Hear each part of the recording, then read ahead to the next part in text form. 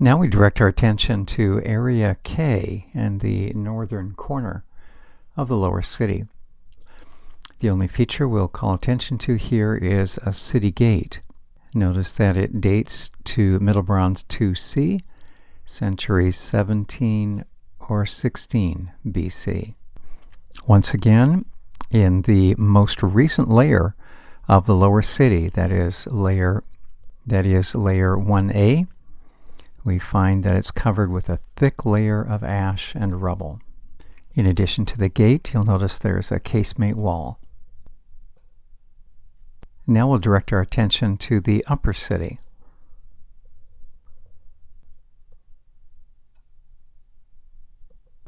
Here's another plan of the upper city.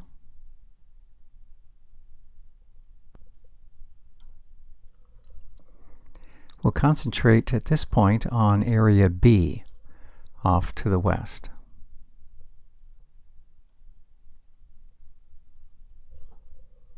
For orientation, notice the cardinal point of the compass north is to the lower left. Also notice on the right the rectangle with two inset rectangles. That'll help us orient to what follows.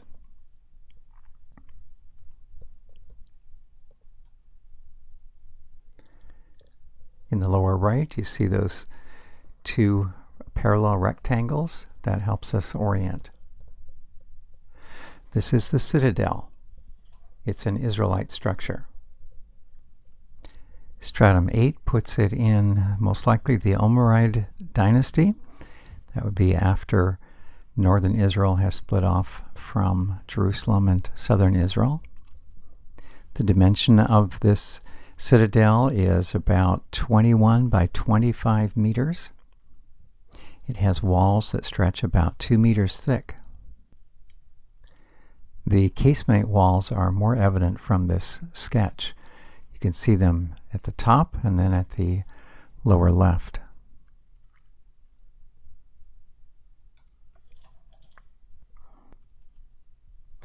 They observed that at the first phase of stratum 5, there were drastic changes made to the citadel.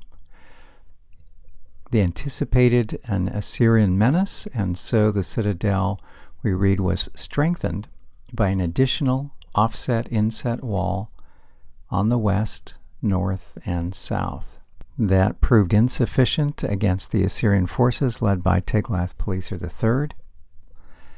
And we read that the entire area was covered with a layer of ash and rubble about a meter thick.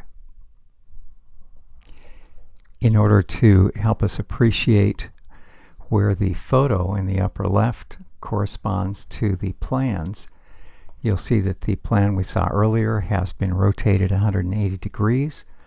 The red square of the photo then corresponds to the red square of the plan, Area B.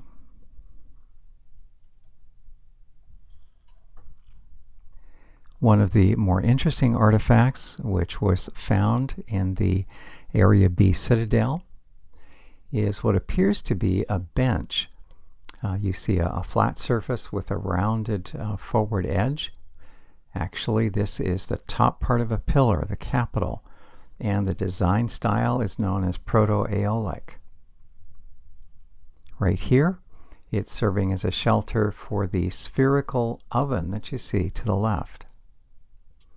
In the next slide, you'll see that capital in a restored position. It's the top of the right-hand restored pillar.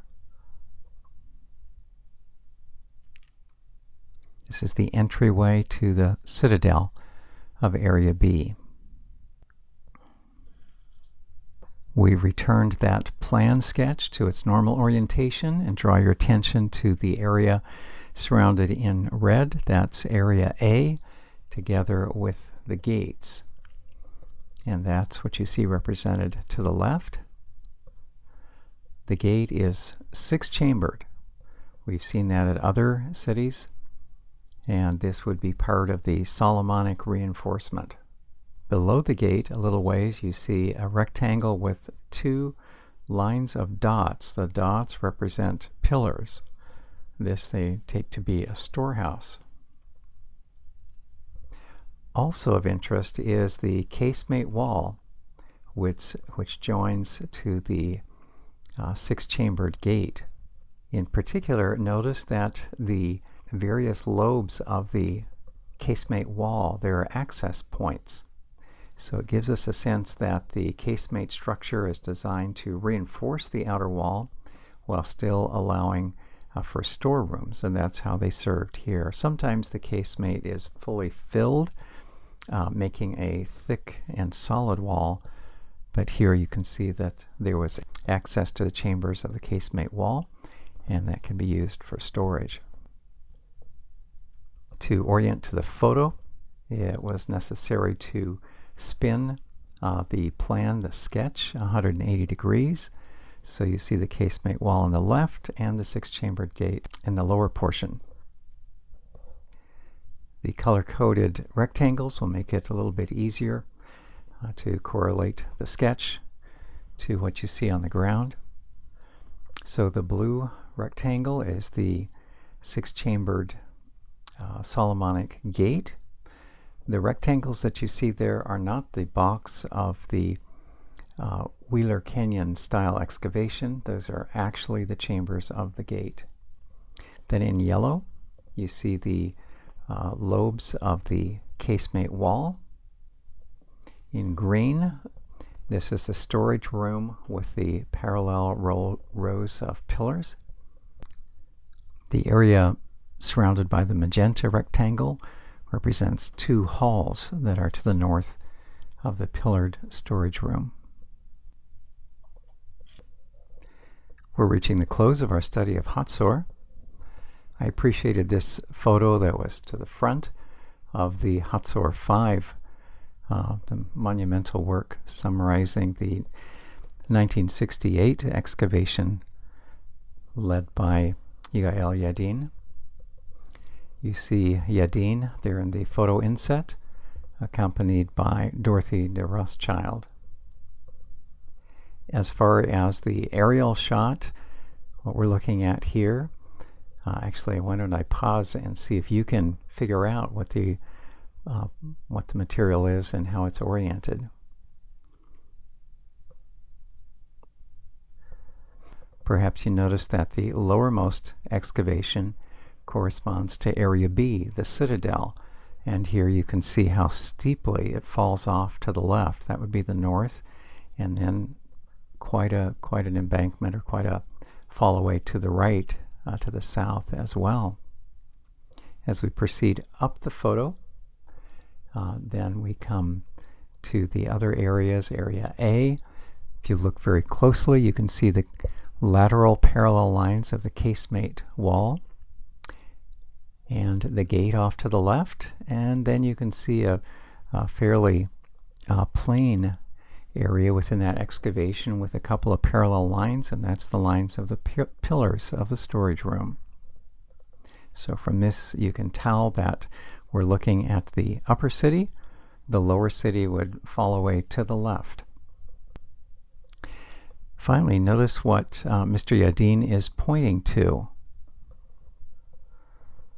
Look at the sketch that's on this large signboard. I wonder if by now you can recognize what he's pointing to. Do you notice the two black dots?